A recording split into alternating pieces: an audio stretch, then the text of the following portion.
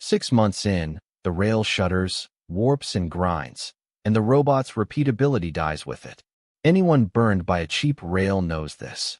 Where does it actually go wrong? 3 root causes: motor and reducer missized for the load, so vibration starts day 1. Structural parts shipped without annealing, so residual stress warps them later.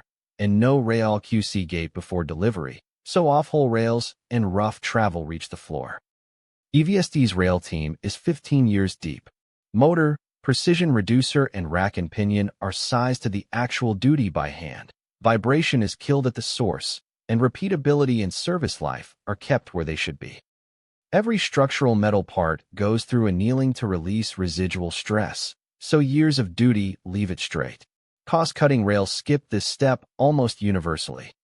3 QC gates run before shipment: hole position accuracy, overall flatness, and a no-load travel check for smooth running with no noise. Only rails that clear all 3 leave the floor.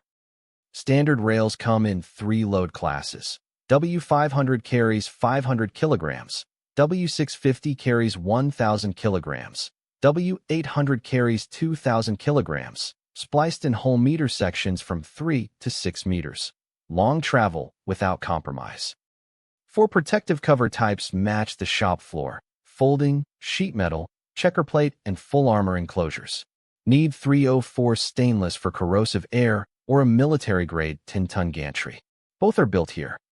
Whether a rail shudders or warps is decided on the drawing board. This is EVST. We build the travel rail as a clean extension of the robot's own precision.